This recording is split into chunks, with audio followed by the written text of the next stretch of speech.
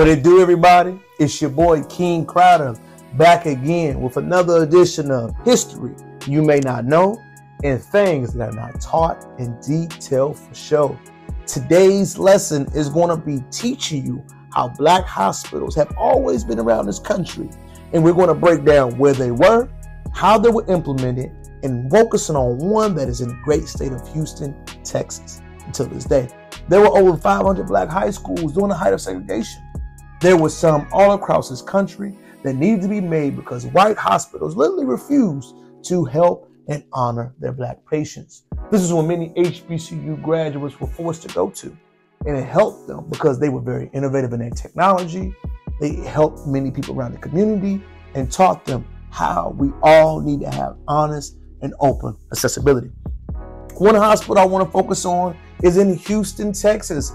Houston Negro Hospital that was created in 1918 with several black doctors, Dr. Rowe, Dr. Jackson, Dr. Covington, Dr. Lee, Dr. Stone, and Dr. Hullins also owned the Houston-based chapter. It was architected and created in 1925. The hospital places significant emphasis on the black community inside of Houston, Texas. Remember, black people had to migrate to these areas, work in these communities, and work in these black wards. If you are in Houston, 3rd Ward, 4th Ward, 5th Ward are predominantly freedom towns. They were towns with post-emancipation slavery.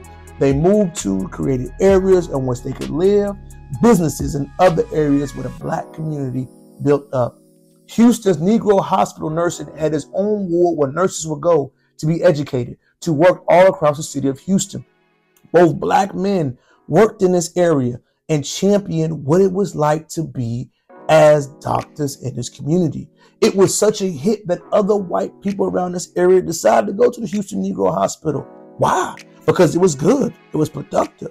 The customer service, the respect, and the attention to detail. You can see during the height of these eras that they were going that black Americans had the best doctors. I know it's not like to be talked about or the herbalists or many things that you believe into now.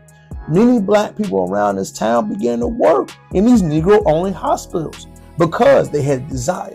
They had the championship feeling, they had aspirations, and the medical history was truly inspirational.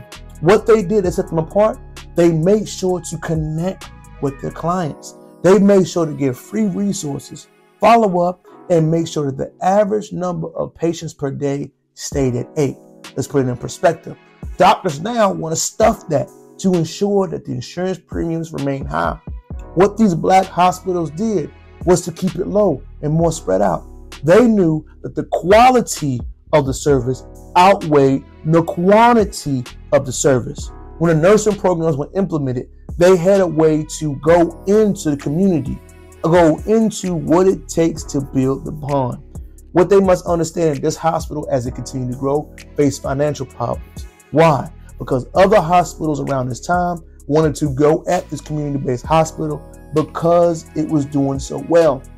They began to take away some of the staff, overpay some of the doctors, and move them to different parts of Houston, Texas.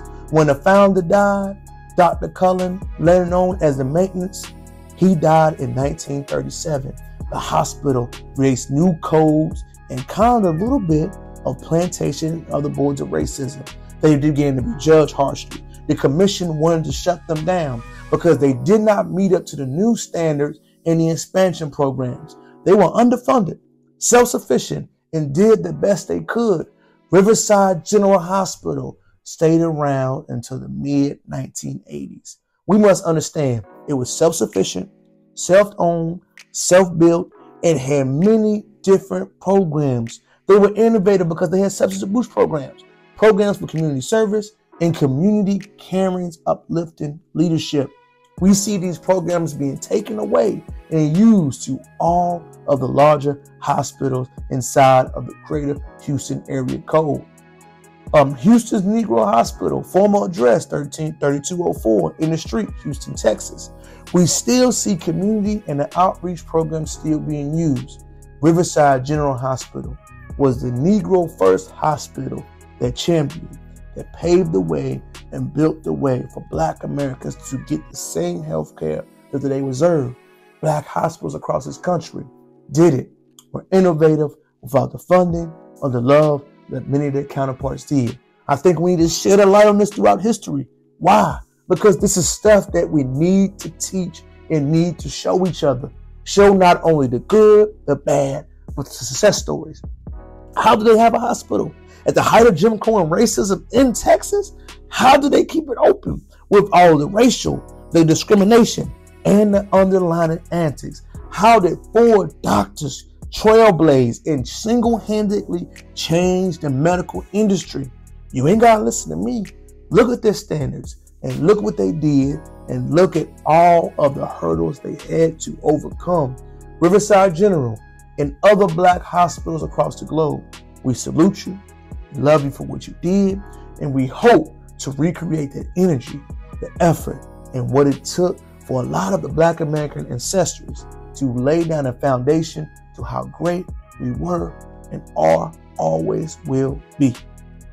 And it's your boy, King Crowder, back again with another edition of History You May Not Know and Things That Are Not Taught in Detail for Show. I hope this lesson is groundbreaking to you. I hope this information is truly transparent.